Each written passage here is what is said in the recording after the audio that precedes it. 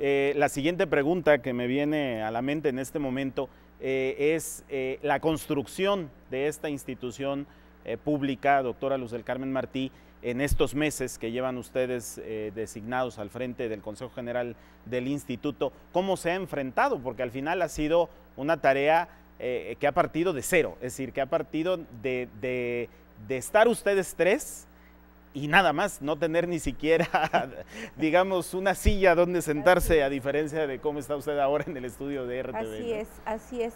Siempre contamos con una ventaja, Ángel, que fue que ya el Congreso nos había asignado un presupuesto, pero eso no era todo, sino que había un círculo vicioso que creo que han padecido muchas instituciones de nueva creación.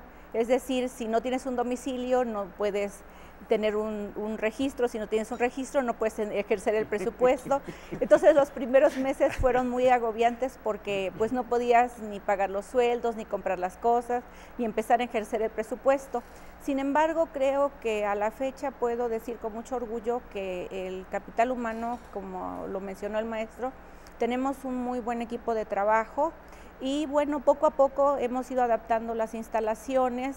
Tenemos un lugar muy pequeño que es el pleno donde sesionamos y bueno, quizás no son las mejores instalaciones, pero creo que poco a poco las hemos ido acondicionando y bueno, estamos en posibilidad de estar ya funcionando al 100%.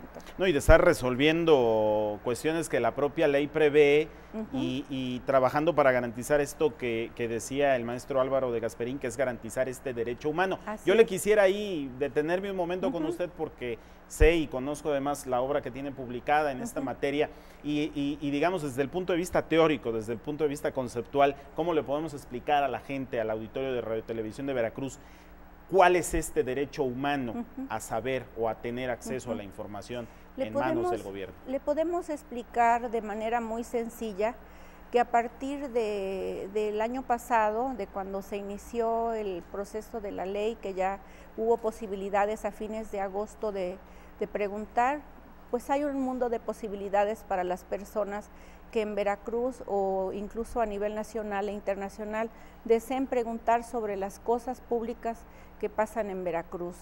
Es un derecho que es muy noble, lo puede ejercer cualquier persona, no tiene que ser ciudadano, ni tiene que comprobar ningún interés, es un derecho muy amplio, es un derecho que tiene muchas posibilidades y es un derecho que si tú te familiarizas con él, es muy noble, porque te permite dar un seguimiento a un tema que sea de tu interés de principio a fin. Es decir, si tú tienes un tema, por eso se llama el derecho a saber, si tú tienes un tema que en ese momento necesites, pues tengas la inquietud sobre ello. Por ejemplo, podríamos pensar en alguien que quiera saber, ahora que estamos en época de inscripciones, cuál es la mejor facultad, que hay muchas, por ejemplo, en algunas carreras, cuál es la mejor facultad para sus hijos, cuál es la mejor primaria, cuál es la mejor preparatoria, cómo han sido evaluadas. Una persona que desee saber cuáles son las evaluaciones de los servicios de salud, cómo están tomando las decisiones las autoridades con respecto a sus colonias, a sus obras de pavimentación, por qué el Cabildo decidió tener el drenaje en esta calle y en esta no.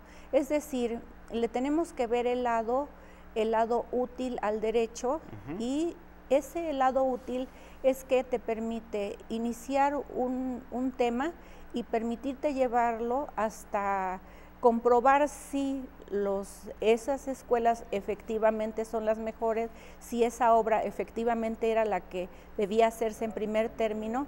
Es decir, es un camino entre la pregunta, entre la necesidad de saber sobre un tema, puede llegar hasta saber si, y ahora más que nada con los indicadores de gestión, si la cantidad empleada fue o no la correcta y si se hizo con los materiales que nos dijeron y si se terminó en el tiempo que nos dijeron. Estamos hablando de que este es el ejercicio de un derecho que requiere por parte del ciudadano una participación más que activa, digamos, ¿no? Es decir, el ciudadano tiene que estar interesado en saber algo de manera específica, pero también representaría en esa doble vía una obligación por parte de las entidades públicas de estar atenta a responder lo que el ciudadano está demandando, es decir, sería un derecho de doble vía, digamos, claro, ¿no? En este sentido. claro. Ahora bien, ¿qué pasa? Porque cualquier persona del auditorio que nos esté escuchando, que nos esté siguiendo en esta transmisión, puede decir, hombre, yo me he cansado de enviar peticiones a una institución, a la Secretaría de Educación, a la Secretaría de Salud, como decía usted hace un momento,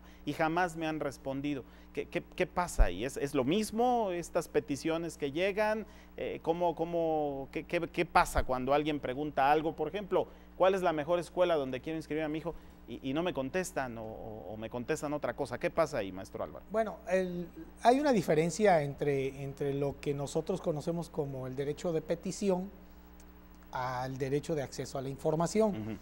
El derecho de acceso a la información, por lo menos en cuanto a la ley que nosotros tenemos, pues es algo que se debe de cumplir. Es decir, las solicitudes de información de los temas, porque todo esto se maneja bajo el principio de máxima publicidad. O sea, la información es pública de inicio. Entonces, este derecho de acceso a la información se realiza en este sistema.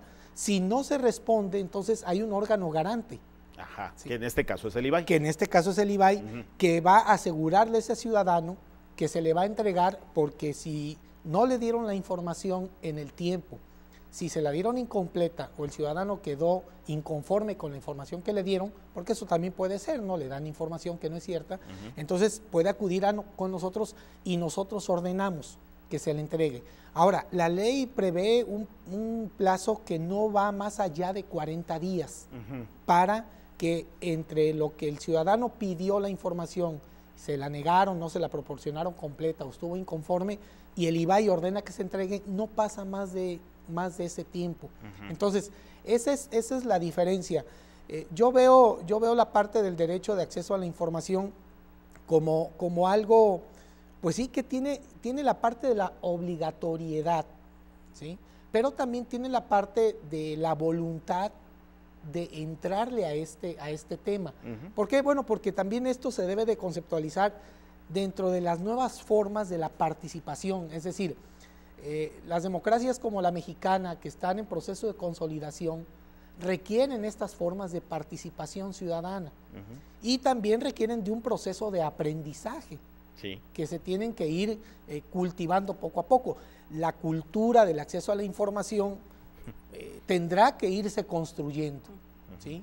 Tendrá que irse construyendo, hay que ser pacientes, hay que ser tolerantes, hay que saber que estamos en un proceso de ida y vuelta. Y bueno, eso es lo que nosotros estamos ahorita tratando de encauzar, ¿no?